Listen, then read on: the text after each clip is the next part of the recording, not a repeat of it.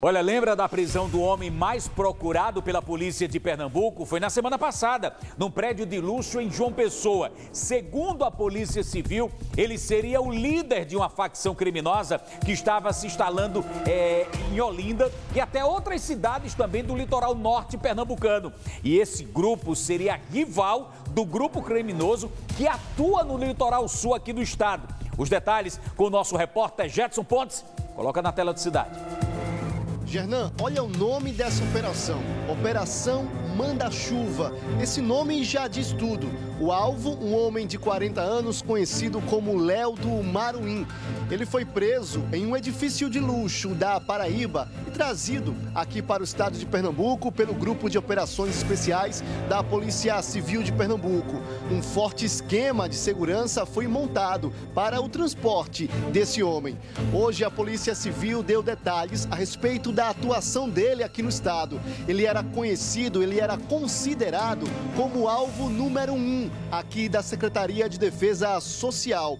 Ele chegou a unir vários grupos criminosos ali de Olinda e se fortaleceu no comando. A pretensão dele era expandir o domínio em todo o litoral norte e continuar uma rivalidade com uma outra facção do litoral sul do estado. Gernan, só do ano passado para cá, 12 homicídios em Peixinhos, Olinda, foram atribuídos a esse grupo. O delegado Ivaldo Pereira deu detalhes a respeito da prisão desse homem. Um indivíduo de uma grande periculosidade, condenado já a 41 anos de prisões por vários delitos, homicídio, tráfico de drogas, organização criminosa, roubo. Então estava em liberdade e aí continuou as atividades ilícitas.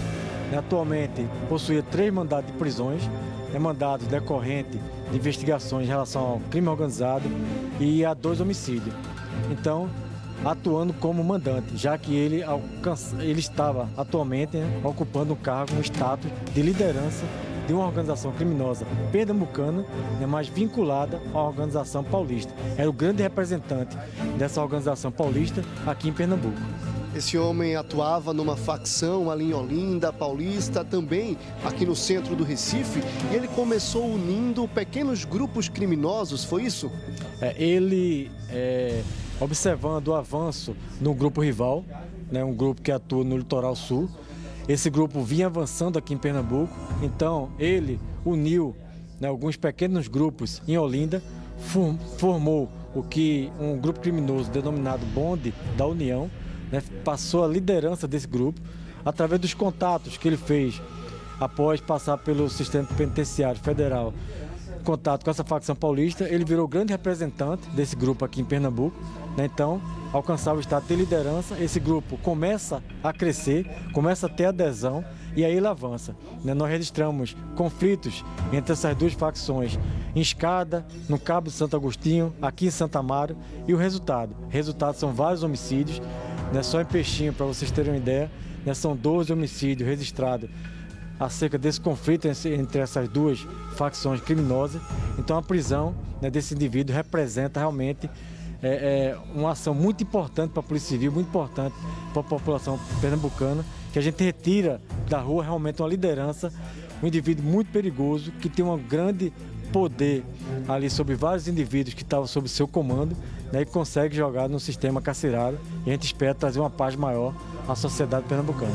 Gernan, esse homem chegou a ser suspeito de ter cometido um crime em 2020, um crime com grande repercussão contra um adolescente de 15 anos. Isso foi no bairro de Candeias, Jaboatão, os Guararapes. Esse adolescente era o Tuca Almeida, que tinha 15 anos. Ele tinha participado também do programa The Voice Kids e foi morto com 15 disparos. Na época, a polícia disse que o alvo dos criminosos não era o adolescente, e sim o cunhado dele. O delegado também falou sobre a suspeita desse homem ter participado do crime. Em relação ao Tuca, ele, no momento, na época do crime, ele voluntariamente se apresentou na Divisão Sul, para o delegado que presidia a investigação, e foi ouvido na ocasião, porque realmente ele figurava suspeito de ser o mandante desse crime, justamente por disputa do tráfico de droga. Logicamente que o alvo naquela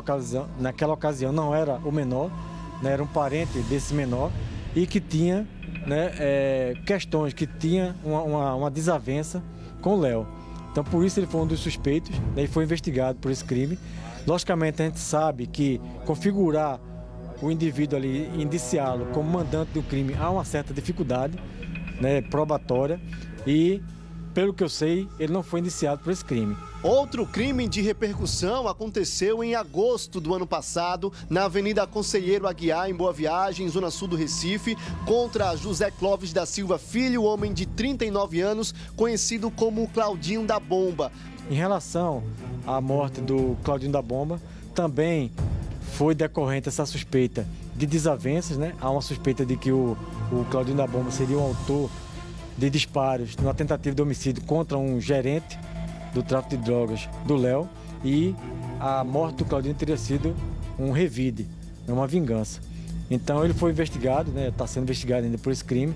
Eu realmente não posso informar em que pé anda essa investigação, se ele será indiciado ou não, mas em relação a esses dois crimes é isso que a gente tem conhecimento. Uma importante prisão efetuada pela polícia, o alvo número 1 aqui do estado, 3 mandados de prisão contra ele. Ele era líder de uma facção aqui no litoral norte do estado e também representante de uma facção de São Paulo. Então, uma importante prisão realizada pela Polícia Civil de Pernambuco. Com imagens de Jailson Guerra, Jedson Pontes para o Cidade Alerta, Pernambuco.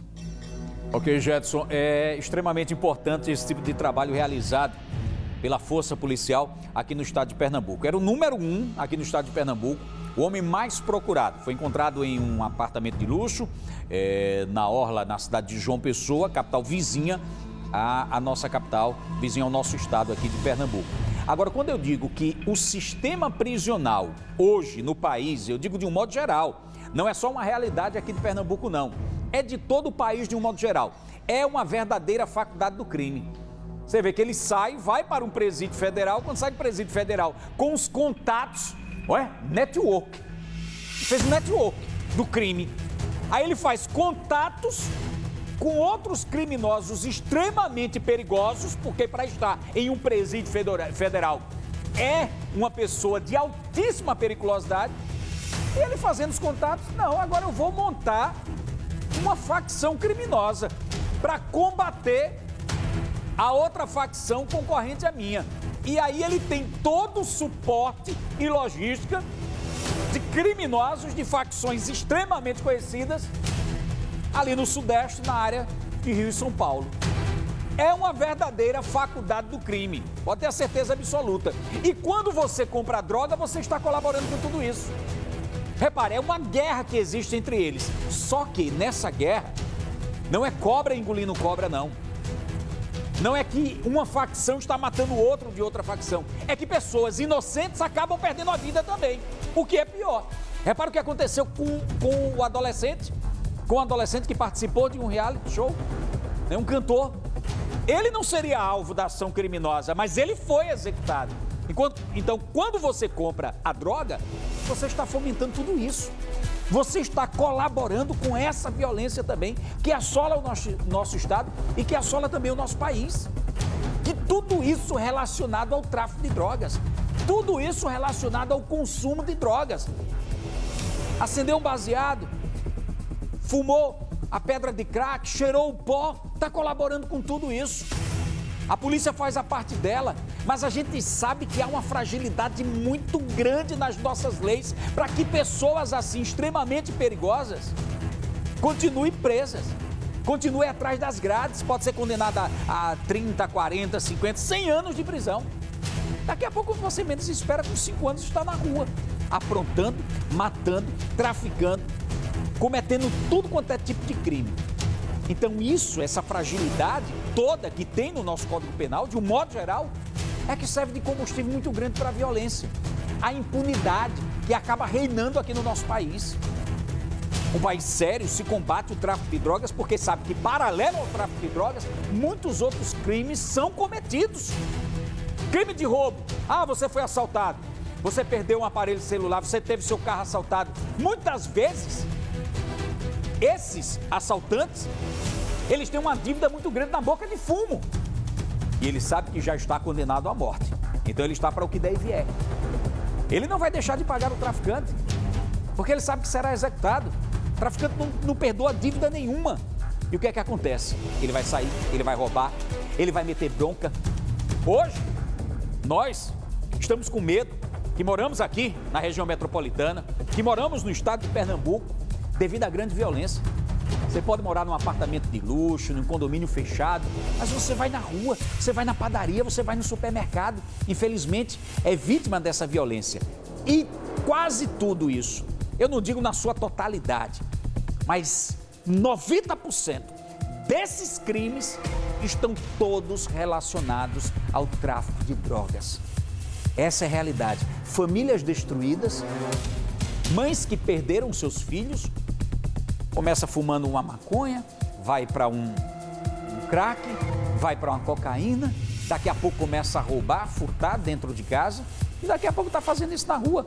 Perde referência familiar e está aí, olha, vivendo como um zumbi, que a gente nota que não é só em São Paulo que tem a Cracolândia, não. Aqui também tem. Aqui no Recife, em Olinda, em todas as cidades que fazem parte aqui da região metropolitana.